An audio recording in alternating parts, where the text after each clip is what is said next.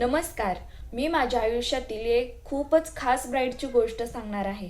कारण तिने तिच्या मेहंदीमध्ये फक्त डिझाईनच नाही तर तिचं पूर्णपणे मन उतरवलेलं आहे. शेवटी तुम्ही बघालच. तिची मेहंदी बघून, तिचं डिझाईन बघून तुमच्याही डोळ्यात पाणी आल्याशिवाय राहणार नाही. मी रेणुका, एक मेहंदी आणि मेकअप आर्टिस्ट. मी रोज वेगवेगळ्या ब्राईड्सना भेटत असते. पण काही ब्राईड अशा असतात त्या कायम लक्षात राहतात. ती ब्राईड माझ्याकडे आली आणि मला म्हणाली, दीदी मला फक्त सुंदर मेहंदी नको आहे. मला माझ्या हातावरती माझ्या आई वडिलांचं प्रतिबिंब काढलेलं हवंच आहे.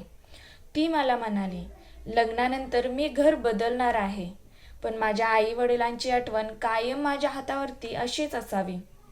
खरं सांगते मित्रांनो, त्यावेळी मला सुद्धा खूप इमोशनल वाटलं होतं. मी तिच्या हातावर आईबाबांचं चित्र खूप सुटसुटीत आणि सुंदर पद्धतीने काढलेलं आहे. डिझाईन असं केलं की ते आयुष्यभर तिच्या लक्षात राहिलं पाहिजे. आणि आश्चर्याची गोष्ट तर ही मित्रांनो, की तिने तिच्या डिझाईनमध्ये विठ्ठल रुक्माईचं सुद्धा डिझाईन मागितलं होतं. कारण तिची श्रद्धा आहे की देवाची कृपा तिच्या लग्नावर असावी. तर मित्रांनो, तुम्ही सुद्धा एक्साइटेड आहात ना तिच्या हातावरची मेहंदी बघायला? चला तर मग मी तुम्हाला तिच्या हातावरची मेहंदी काढलेली पूर्ण डिटेलिंगमध्ये दाखवते. चला बघूया. तर सुरुवातीला आम्ही रिकामी हातांचा व्हिडिओ काढणार होतो, पण ते विठ्ठल काढल्यानंतर बिफोरचा व्हिडिओ काढायचा आहे म्हणून लक्षात आलं. तर नंतर आम्ही तो शॉट इथे घेतलेला आहे. मेहंदी काढायला मी एकटीच जात असल्यामुळे तिथे व्हिडिओ काढायला सुद्धा माझ्या सोबतीला कोणी नसतं गाईज. तर हा व्हिडिओ मी एका छोट्याशा मुलीकडून काढलेला आहे, त्यामुळे एवढा कॅमेरा हलतोय. सो तुम्ही अंडरस्टँड करून घ्याल आय होप. तर मी इथे तुम्हाला दिसतच असेल की मी विठ्ठलची प्रतिकृती काढते आणि त्याच्यामागे थोडंसं क्लासी लुक यावं म्हणून मागे मी काही मंदिरं काढलेली आहेत. मी पहिल्या हाताचे जास्त काही शॉट्स घेऊ शकले नाही गाईज, कारण ही मेहंदी मी प्रथमच काढत होते. त्याच्यामुळे मला ही मेहंदी फुल कॉन्सन्ट्रेशनने काढायची होती. आणि हा जो शॉट आहे तो सेकंड हँडचा आहे.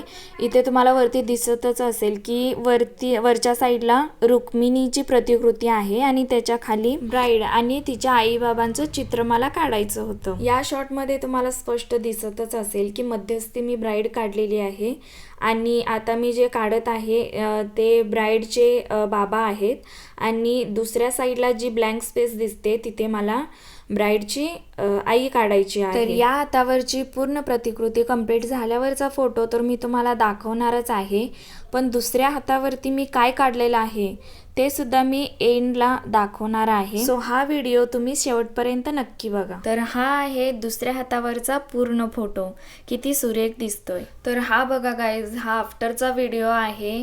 कारण मेहंदी काढल्यानंतर ती मेहंदी एवढी पांढरी पडली होती की नंतर आफ्टरचा व्हिडिओ मी काढूच शकले नाही. आणि ते पहिल्या हातावरची मेहंदी तर तुम्हाला दिसतच असेल की ग्रूम ब्राईडची मांग भरतोय आणि त्याच्या वरच्या साईडला मी मृदुंग काढलेला आहे आणि त्याच्या एकदम अप्पर साईडला आपला विठ्ठल आहे.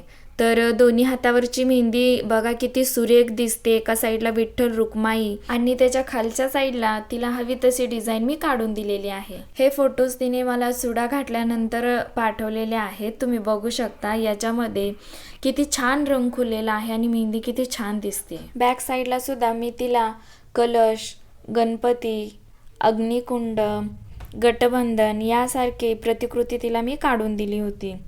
इथे तुम्ही बघू शकता गाईज, ब्राईड किती खुश आहे आणि तिला पाहिजे तशी मेहंदी मिळालेली आहे, त्यामुळे तिच्या चेहऱ्यावरची स्माईल तुम्ही बघूच शकता. आणि ही ब्राईड गावाकडची आहे गाईज.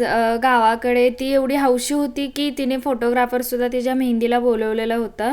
सो हे फोटोज तुम्ही बघू शकता. पायावरची मेहंदी पण तुम्ही बघू शकता किती फिनिशिंगमध्ये आलेली आहे. आणि शूट करायला थोडंसं लेट झालेलं, कारण मेहंदीच तेवढी फिनिशिंगमध्ये काढायची होती ना. तिने जे मेहंदी शूट केलं होतं त्याचा व्हिडिओ सुद्धा माझ्याकडे आहे. तो या फोटोज नंतर मी जोडलेला आहे. सो तुम्ही नक्की बघा.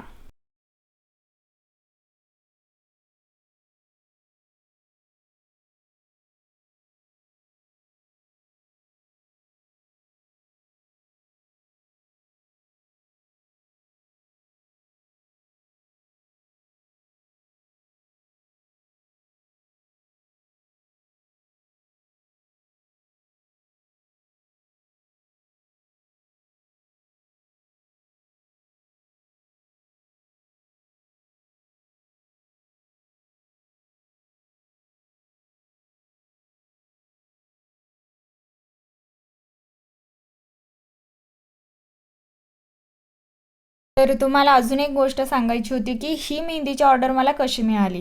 कारण तिची काही महिन्यांपूर्वी एंगेजमेंट झाली होती. त्या एंगेजमेंटसाठी तिने मला मेहंदीची ऑर्डर दिली होती आणि त्याचेच फोटो आहेत हे. तिला या मेहंदीची फिनिशिंग फार आवडली होती, म्हणून तिने लग्नासाठी सुद्धा मलाच बुक केलं होतं. तर ही तिच्या बॅक साईडची मेहंदी आहे आणि ही तिच्या पायावरची मेहंदी आहे. माझ्या मेहंदीची फिनिशिंग तिलाच नाही तर तिच्या बहिणीला सुद्धा फार आवडलेली होती, म्हणून तिच्या बहिणीने सुद्धा माझ्याकडूनच मेहंदी काढून घेतली. तर तिच्या बहिणीला काढलेल्या मेहंदीचे हे फोटोज आहेत. त्यांनी सुद्धा खूप बारकाईने ही मेहंदी कस्टमाइज करून घेतली होती आणि त्यांची रिॲक्शन अशी होती की अशी मेहंदी मी माझ्या लग्नामध्ये सुद्धा काढली नव्हती. सो त्यासुद्धा खूप खुश होत्या. तर या व्हिडिओमध्ये मी तुम्हाला हाताची पायाची पूर्णपणे मेहंदी डिटेल्समध्ये दाखवलेली आहे.